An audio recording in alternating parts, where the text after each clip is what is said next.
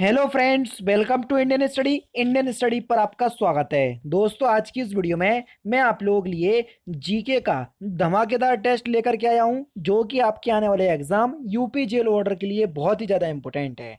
तो वीडियो को एंड तक जरूर देखिएगा, क्योंकि लास्ट में मैं आपसे क्वेश्चंस भी पूछूंगा और उसका आंसर आपको कमेंट बॉक्स में बताना होगा। साथ ही साथ इस वीडियो की पीडीएफ डिस्क्रिप्शन में टेलीग्राम चैनल का लिंक दिया हुआ है, वहां से आप प्राप्त कर सकते हैं। तो चलिए दोस्तों, स्टार्ट करते हैं और देखते हैं पहला क्वेश्चन। और दोस्तों, वीडियो को 500 लाइक तक प्लीज़ ज़रूर पहुंचाइएगा, क्योंकि अगर आप हमारी एक वीडियो को लाइक करते हैं तो हमको बहुत ज़्यादा मोटिवेशन मिलता है। और यही वजह है कि यूपी जेल ऑर्डर के लिए 500 से ज़्यादा वीडियो मैं अकेले ही प्रोवाइड करवा चुका हूँ आप लोगों को। पहला क्वेश्चन, निम्नलिखित ग्रंथों में से किसमें बहुविवाह के प्रचलन का संकेत मिलता है?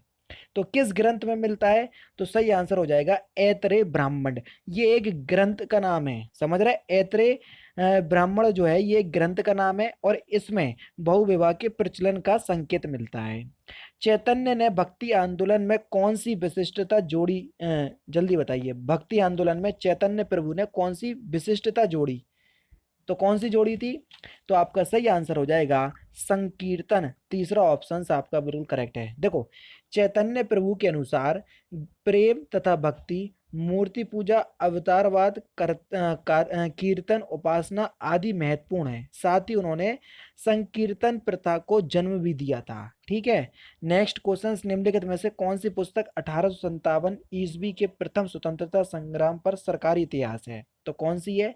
तो आपका जो सही आंसर हो जाएगा वह हो जाएगा भारतीय स्वतंत्रता संग्राम 1857। तीसरा ऑप्शन जो है वो आपका बिल्कुल क्या है, करेक्ट हो जाएगा।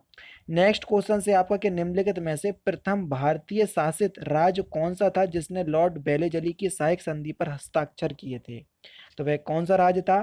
तो वह था आपका हैदराबाद। दूसरा ऑप्शन जो है वो आपका बिल्कुल क्या हो जाएगा, करेक्ट हो जाएगा। नेक्स्ट क्वेश्चन, मौर्य प्रशासन में राजस्व विभाग का अधिकारी कौन होता था? तो कौन होता था? तो आपका जो सही आंसर हो जाएगा वह हो जाएगा समहारता। यानी कि इस क्वेश्चन का पहला ऑप्शन जो है वो आपका बिल्कुल क्या हो जाएगा, करेक्ट हो जाएगा। समहारता जो है ये राजस्व विभाग का अधिकारी होता था, वो भी मौर्य प्रशासन के दौरान। सुब्रमण्यम चंद्रशेखर को किस क्षेत्र में नोबेल पुरस्कार मिला? तो किस क्षेत्र में मिला? सी चंद्रशेखर, सॉरी एस चंद्रशेखर, जल्दी बताओ तो किस क्षेत्र में मिला? आप सभी लोग जानते हैं उनको, भौतिकी के क्षेत्र में मिला। पहला ही ऑप्शन करेक्ट। अच्छा, कब मिला था? 1983 में मिला था। इंपॉर्टेंट है, याद कर लो, क्योंकि भारत के है ना इसलिए। रॉकी पर्वत कहाँ पर है, जल्दी बताओ। रॉकी, एक रॉकी और एक एंडीज। तो क्या एंडीज तो पर्वतमाला जी आपकी दक्षिण अमेरिका में है। रॉकी की बात करें तो ये हो जाएगा आपका उत्तरी अमेरिका। तीसरा ऑप्शन जो है वो आपका बिल्कुल क्या हो जाएगा, करेक्ट हो जाएगा।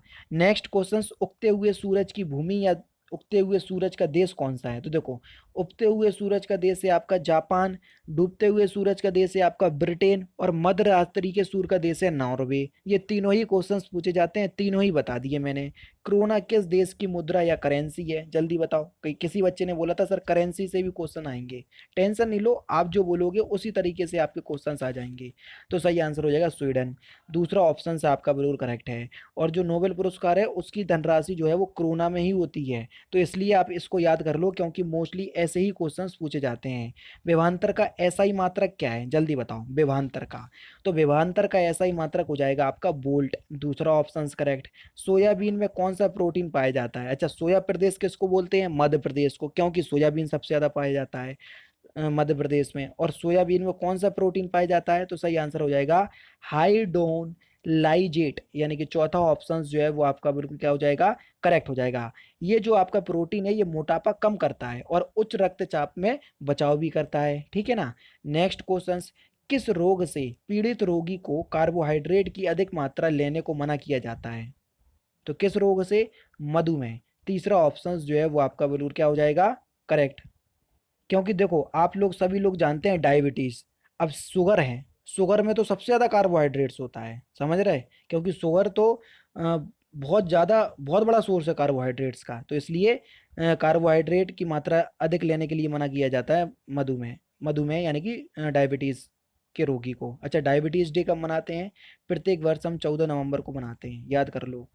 कुकिंग गैस किन गैसों का मिश्रण है? आप सभी लोग जानते हैं कुकिंग गैस जो है वो प्रोटोन और ब्यूटेन और प्रोपेन का मिश्रण है। पहला ही ऑप्शन करेक्ट। एजोला क्या है? एजोला।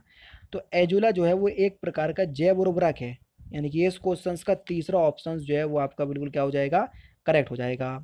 प्रतिवर्ष विश्व मानकी दिवस हम कब मनाते हैं, जल्दी बताओ। विश्व मानकी दिवस इंपॉर्टेंट क्वेश्चन है। चलो बता दे रहा हूँ, मार्च के महीने में बताते हैं। अरे अब तो एक ही ऑप्शन से मार्च वाला, तो 21 मार्च आपका बिल्कुल करेक्ट हो जाएगा, ठीक है। और 22 मार्च को इसके दिन एक दिन बाद क्या मनाते हैं हम, जल दिवस, तो वो भी याद कर लो। केंद्रीय मंत्रीगण व्यक्तिगत रूप से किसके प्रति उत्तरदायी होती है, जल्दी बताओ। केंद्रीय मंत्रीगण की बात हो रही है, तो देखो व्यक्तिगत रूप से लोकसभा के प्रति और वास्तविक रूप से केंद्रीय मंत्रिमंडल प्रधानमंत्री के प्रति, ठीक है। नेक्स्ट क्वेश्चन से आपका कि भारत का सबसे महत्वपूर्ण लघु उद्योग कौन सा है, भारत का तो सबसे महत्वपूर्ण लघु उद्योग कौन सा है, चमड़ा उद्योग। और चमड़ा उद्योग में कानपुर जो है उत्तर प्रदेश में प्रथम स्थान पर है, ये भी याद कर लो। नामदफा अभ्यारण्य भारत के किस राज्य में स्थित है, आराम से बता सकते कि सर अरुणाचल प्रदेश में है, ये दूसरा ऑप्शन करेक्ट। उत्तर प्रदेश में निवास करने वाली जौनसारी जनजाति निम्नलिखित में से किन देवी देवताओं की पूजा करती है, तो किन की करती है, दुर्गा जी की, यानी कि दूसरा ऑप्शन बिल्कुल करेक्ट हो जाएगा। बिस्सू, पांचोई और दिया उत्सव निम्नलिखित में से किस जनजाति के द्वारा मनाए जाते हैं, तो किस जनजाति के द्वारा मनाए जाते हैं, जौनसारी जनजाति। तीसरा ऑप्शन आपका बिल्कुल करेक्ट है।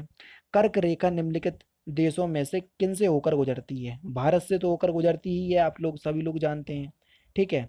लेकिन और किन देशों से होकर गुजरती है ये भी आपको बताना है। देखो भारत और सऊदी अरब, तीसरा ऑप्शन करेक्ट। याद कर लो, ऐसे क्वेश्चन बहुत ही हार्ड लेवल का जब क्वेश्चंस बनाने का मूड होगा एग्जामिनर का तभी देगा, बस याद कर लो। लेकिन आप अभी ठीक है, संविधान सभा के प्रारूपी समिति के सदस्यों की संख्या कितनी थी, जल्दी बताओ। तो कितनी थी, तो आपका जो सही आंसर हो जाएगा वह हो जाएगा 7, यानी कि इस क्वेश्चंस का दूसरा ऑप्शन बिल्कुल करेक्ट। बी आर अम्बेडकर का संविधान सभा में निर्वाचन हुआ था, तो ये हुआ था आपका पश्चिम बंगाल से, यानी कि इस क्वेश्चंस का पहला ऑप्शन करेक्ट। किस योजना के दौरान संवर्धी दर लक्ष्य से ज्यादा थी, जल्दी बताओ। तो कौन सी योजना के दौरान थी, तो ये आपकी थी पहली ही योजना के दौरान, यानी कि पहला ही ऑप्शन करेक्ट है। और पहली योजना में किस पर जोर दिया गया था, कृषि पर। अर्थशास्त्र का जनक किसे माना जाता है, तो अर्थशास्त्र के जनक हैं आपके एडम स्मिथ, इंपॉर्टेंट क्वेश्चन है, चौथा ऑप्शन करेक्ट। पंचवर्षीय योजना के इतिहास में भारत की सर्वाधिक असफल योजना किसे माना जाता है, तो सबसे ज्यादा असफल योजना आपकी तीसरी योजना मानी गई थी, दूसरा ऑप्शन आपका बिल्कुल क्या हो जाएगा दोस्तों, करेक्ट हो जाएगा। देखो पंचवर्षीय योजना एक बार मैं आपको पढ़ा दूंगा पूरी, क्योंकि यहाँ से क्वेश्चंस बन जाता है। कांगड़ा शैली जो कि गुलेर शैली का परिष्कृत रूप थी, के चित्रों का मुख्य विषय क्या था, तो आपका सही आंसर हो जाएगा प्रेम, पहला ही ऑप्शन आपका बिल्कुल करेक्ट है। चित्र का यानी कि पेंटिंग का बात हो रही है, ध्यान रखना। लखनऊ योजना निम्नलिखित में से किसके विकास से संबंधित है, जल्दी बताओ। लखनऊ योजना, तो यह सड़कों के विकास से संबंधित है, चौथा ऑप्शन करेक्ट। नेक्स्ट क्वेश्चन, पहरिया जनजाति निवास करती है कहाँ पर, पहरिया, तो पहरिया जनजाति है जो ये सोनभद्र में निवास करती है, इंपॉर्टेंट क्वेश्चंस। और सोनभद्र से जितने भी क्वेश्चंस याद हों आपको या नहीं भी हों रट लो, क्यों, क्योंकि यहाँ से एक क्वेश्चंस आएगा। क्योंकि अभी हाल ही में सोनभद्र में 3,000 टन की सोने की खान मिलने की खबर आई थी, लेकिन बाद में ये 160 टन की मानी गई, ठीक है। तो सोनभद्र बहुत सुर्खियों में रखा, इसलिए आपसे यहाँ से क्वेश्चन पूछा ही जाएगा। उत्तर प्रदेश के किस जिले में अल्पसंख्यकों का सर्वाधिक प्रतिशत है, तो किस जिले में, तो आपका सही आंसर हो जाएगा दोस्तों रामपुर में, यानी कि पहला ऑप्शन करेक्ट। सबसे स्थायी पारिस्थितिकी तंत्र कौन सा है, सबसे स्थायी, तो सबसे स्थायी पारिस्थितिकी तंत्र कौन सा है, तो आपका सही आंसर हो जाएगा समुद्री, चौथा ऑप्शन आपका बिल्कुल क्या हो जाएगा, करेक्ट हो जाएगा। नेक्स्ट क्वेश्चन, बोकारो का तापीय बिजली घर कहाँ स्थित है, बोकारो स्टील प्लांट कहाँ पर स्थित है, जल्दी बताओ। आराम से बता सकते, कोई ज्यादा हार्ड नहीं है।